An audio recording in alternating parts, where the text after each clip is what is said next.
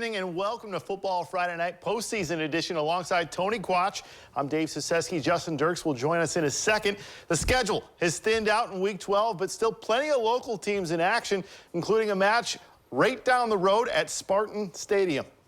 That's right, David. The Holy War continues as the St. John's Blue Jays and the LCC T-Birds carry their historic rivalry into postseason play. 2020 would have been the first time these two teams squared off in the playoffs, but we all remember what happened that year, right? Thanks, COVID. Anyways, when these two teams clashed earlier in Week 2, LCC came out on top 54-27. The Blue Jays have won 3 straight games entering tonight, while the T-Birds have won 5 of their last 6. We pick up the action in the second half. St. John's down 27-0. Grant Ohm with a handoff to Clay Podubny, and the senior breaks away from his defenders. He heads downfield, and no one's catching him. Podubny takes it for a 71-yard rush. The Blue Jays finally get on the board. They still trail 27-7. LCC responds. Carson Parker breaks out of the pocket, looks downfield, and he'll connect with Billy Burke, and Burke hauls it in for the touchdown. The T-Birds extend their lead. It's now 34-7. T-Birds playing some defense now. Matthew Quatman with the interception. He will take it all the way back for the TD. That pick 6 gives LCC a 40-7 lead. The Thunderbirds will lead by 34 points after the extra point. And they're not done yet. This time, it's Parker who gives it out to Gabe Sierra, and he will find his way home, breaking through the defense and tacking on 6 more for his team. LCC rolls to a 48-14 victory. Over to WG now as the NWCC champion Tigers host the 9-2 Golden Bears of Gibsonburg from Sandusky Bay River Conference. WG defense dominant. 5 shutouts this season, giving up 5 points per game. First quarter, Avery Durham gets through the line and makes a nice tackle for loss. Tigers on offense now and trying to get going. Drew Brett again finds Jaden Elliott for the dump pass. He'd lower his pads and get the first down. However, offense would stall. Late second, WG under 10 seconds. Brett again finds Dalton Jordan. He makes a move past the corner and is off down the sidelines all the way near midfield for the big gain. 2 seconds left. He goes out of bounds here. Hail Mary type of situation. Here's the end of the half. Brett again airs it up. Unfortunately, Gibsonburg brings it down. Tigers would lose, however, 30-20, ending their season. Let's head to Shelby County, where the Fort Loramie Redskins welcome in the Southeastern local Trojans. The Skins are riding a 7-game winning streak entering tonight. We pick it up in the second quarter. Caleb Muller with a pass to Logan Ellerman, and Ellerman brings the ball to the 10-yard line for an 11-yard reception. That's the first down, but the Skins would turn the ball over. Less than 4 to go in the second, and Fort Loramie playing some defense. Calvin Hoying blocks the punt, and Damian Bruns takes it into the end zone for a touchdown. Redskins will lead 20-7 after the drive. The defense will continue. This time, it's Darren Ellerman taking down the QB for a loss of 6. Fort Loramie heads to the next round with a 55-27 win. We'll now turn it over to Justin Dirks with a BBC Clash. Thanks, Tony. Pandora Gilboa made the relatively short trek to Macomb to take on the Panthers. The BVC champs hosting their Blanchard Valley foes, the Rockets, and that's why this game is our Football Friday Night Spotlight game. The Football Friday Night Spotlight game is brought to you by CCR Realtors. To Dockfield we go for this one. Panthers and Rockets as the home team came out hot on this warm November night. We start in the first with 4:25 left. And Montana Pierce here punches this in from about 4 yards out for the score. PAT good, 7-0 Panthers. A couple minutes later in the first, PG makes their way down the field and answers with their own score. Ethan Luganbill making it look easy. Game tied at 7. Now on to the second quarter, Andrew Swisher. This kid doesn't want to go down. He stumbles and jukes his way down the field all the way for the score. 55-yard run to the house, 14-7 Macomb. But PG answers once again. Luganbill takes the handoff, stiff arm to stay up, bounces to the outside, and he's got blocks. He gets around a defender or two, and he just comes up short as he is tackled by his shoestring. So close. And on the other end, Macomb gets that running game going again as Braxton Althuser runs into his own man, but still makes his way all the way for the score. Huge run for the Panthers, and that would do it, folks. Panthers win this close game over PG, 26-21. And we head to Antwerp, where the Green Meadows Conference champs are hosting a Wildcats team looking to end an Archer's perfect season coming off their win against Ayersville last week. And man, was this one close. As we head to the first, Wildcats ended a long drive from Antwerp with an interception, and they capitalized with Trent Tiemann, a past Scholar athlete, takes it himself as usual, this time up the middle. Jefferson on the board first with that 40-yard run and score. But I told you, Antwerp was tough because this just may be the football play of the season. Carson Altimus gets it out of the tackle tackle here, and watch this man run. He goes back all the way around the field, and he's got the blocks in front of him. Holy smokes, he turns on the Jets. Ultimus takes it all the way on this incredible quarterback keeper. 50-yard touchdown ties this game up at 7 apiece. The next drive for the Archers sees them run the pigskin down the field, and the red zone score comes off a QB handoff to Reed Lichty. Antwerp misses the extra point, 13-7 Archers. And with under a minute left in the half, the Cats looking to take the lead, going into the locker room, and Tiemann with the beautiful throw in the middle to Braylon Scalf, and he lays out for the score. 13 for both sides going into the half after the Archers blocked the extra point, and that would be the undoing after a closely contested match all game. Jefferson ends their season in devastating fashion, losing 35-34. And more scores in Division 7. New Bremen takes down Riverside 39-8. And Minster stays alive with a 45-21 win against Mechanicsburg. And we need to take our first break on Football Friday Night. When we come back, highlights from Division 5 and 6 coming your way. Stay tuned. Welcome back. After a dominating 45-0 victory over the Anna Rockets in the opening round of the playoffs, the Marion Local Flyers turned their attention to their next opponents as they welcome in the West Liberty Salem Tigers from Champaign County. The Flyers boast a 27-game winning streak entering this showdown against the Tigers. And get this, they've held their opponents scoreless in 5 straight games. We start in the second half. Flyers already leading big, 35-0. They hand the ball off to Drew Louse. And look at this, no one can bring him down. He powers his way along the sidelines and turns on the Jets to get the 6 points. Marion Local extends their lead, 42-0. West Liberty with the ball now, but they will have trouble moving the pigskin as a quarterback is brought down by Aiden Eifert and Nick Rayleigh. Flyers shut down the offense in a 3-and-out. With less than a minute left in the third, Flyers hand the ball off to Parker Hess, and he runs into a pile of bodies, but is able to move the chains. We're going to jump to the fourth quarter, and it's Parker Hess once more who gets his number call. He's met at the goal line, but he breaks the plane, and he's able to score. The Flyers go up by 49. They would win 56-0. The 2021 Division 5 state champions were also in action tonight as they play host to the Twin Valley South Panthers.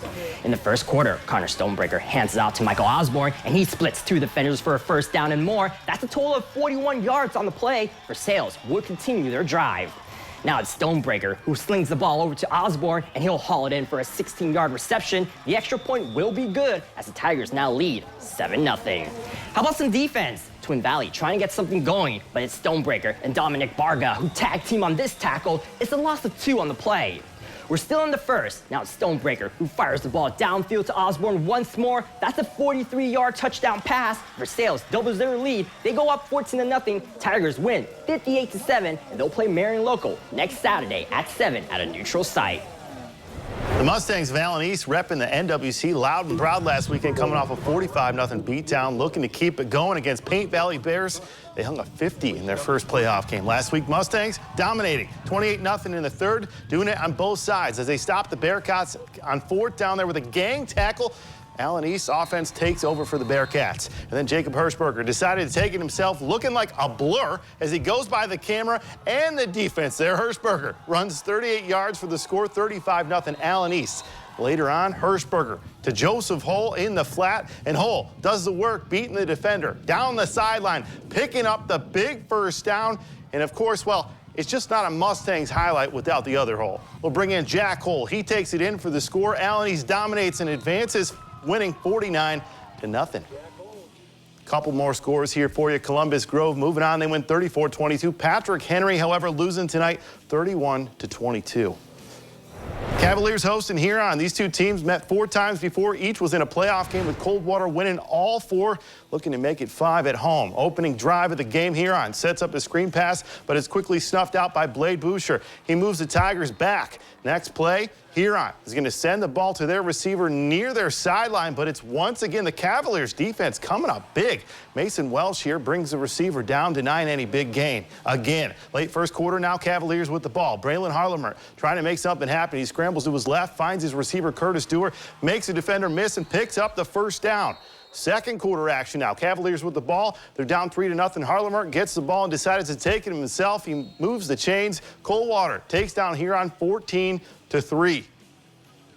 Liberty Benton Eagles on the road take on an 11-0 Liberty Center Tigers. Both teams soaring on offense, averaging 39 a game. Center, well, they averaged 38 a game. Both putting up 60 last week, so buckle up. Let's head to the second quarter. Liberty Benton down 7-0. Liberty center Matthew Orr touchdown on 4th and 1, 13-0 LC. Liberty Benton trying to get the offense going now. Cameron Garlock going to hand it to Zach Elker. Gang tackled, and then Xander Zeiter there punishes him at the end with a big hit. Back to Liberty center now. Colton Cruz, 35-yard touchdown run, makes it 19-0. And unfortunately tonight was the end of the road for Liberty Benton, who drops this one 41-7. Their offense just couldn't get going. A dangerous Liberty Center team moves on. We need to take our final break here on Football Friday night. When we come back, more playoff action, including a couple WBL powerhouses. Stay tuned. Welcome back. 10-1 by many program standards. It's a great year. However, Van Wert hoping to keep their great season going with a dub tonight. Van Wert Cougars, high-powered O, averaging 45 points per game on the road, taking on Perkins squad and QB Logan Lesh, who 13 of 14 last week with 355 and 3 scores. Didn't take long. Here we go. Lesh to Braylon Collier, touchdown. They take a 14-13 lead. Fast forward to Perkins down by the 1, lining up for the go-ahead field goal with 19 seconds left. John Normanton Clay's kick is blocked by Brylan Parker. Scoops returns it with nothing but green grass and end zone ahead. Parker going to need oxygen after this one. He'll take it all the way. Van Wert won the 2020 state championship, and they're still alive. Ending Perkins' terrific season ends 29-22, the final. Just one other score in Division 4. St. Mary's falls 56-21 to West Holmes. And Division 3 for Travis. To Division 3, where Travis Moyer's squad hosts the Bellbrook Golden Bears. The Skins have won 10 straight games coming into tonight. They're looking to avenge last year's 42-35 loss in the second round against these same Bears. In the first quarter, Caleb Moyer takes the snap, goes to his right, looks for an open man. His pass finds Grant Jolly. That's a 50-yard touchdown pass. The Skins jump out to an early 7-0 lead. How about some defense? The Golden Bears QB is looking for his man. He fires the pigskin, and his pass gets picked off by Nate Metzger. The junior takes it to the 33-yard line before he's forced out of bounds. Wapak attempting a field goal now. Here's Kyle Beach sinking this shot from 51 yards out. That's the new school record as Beach extends his team's lead to 10. The home team continues to put the pressure on. Tyler Hauser takes this Bear down for a loss of 3. The Skins go on to win 29-0. They head to the regional semifinals as Coach Moyer earns his 200th career win. Our final score of Division 3 and of the night sees Defiance bowing out to Mansfield Senior 16-0. And now we're turning over to Justin, who has some stories about tomorrow's cross-country meet. And speaking of playoffs, for the first time in program history, Bath High School cross country has made it to states. They'll be running in Obetz starting at 11 a.m. Saturday. And we spoke with the coaches and some of the team about what it means to be part of history. It's kind of been surreal, to be honest with you. You know, you don't expect it. We could tell the kids what they had to do, and if they chased and worked and ran as a pack, that they could make it happen. And, you know, it did happen. This group of kids being able to come out and really see their hard work pay off, and to see a group of not only 5, but we've got 7 really, really strong runners. You know, having 5 runners under 19 is, I think there was only one other team in the region that could say that. Well, these young men have been with us, some of them since 7th grade, and this summer they were putting a lot of miles in, and it paid off. Especially this year, getting like 2nd place at districts and regionals is really like cool to see how far we can make it if we all work together as a team. It means everything. This is my first year running cross country, so I played football for a long time, so actually starting to win feels good, so it means everything to me. Crazy thing is that we made it to state, but we haven't won a meet all season. We've got a couple seconds and 3/3. Haven't quite got there, so there's still some goals that they can still shoot for. Our best league finish was 4th ever in our school's history, and it was back in the 70s. And since he started coaching, since I've been here, our best league finish was 5th. So we've, like you said, we've had some individual kids that have gotten there and really put in the time and effort. But this is the first time we really had a group come and buy in. That's all we have in Football Friday night. Tony? Plenty of action tomorrow, though, when we have regional championships on the line in volleyball and soccer. And don't forget, state cross country at Obetz. Thank you for everyone for tuning in. Have a good night. See ya.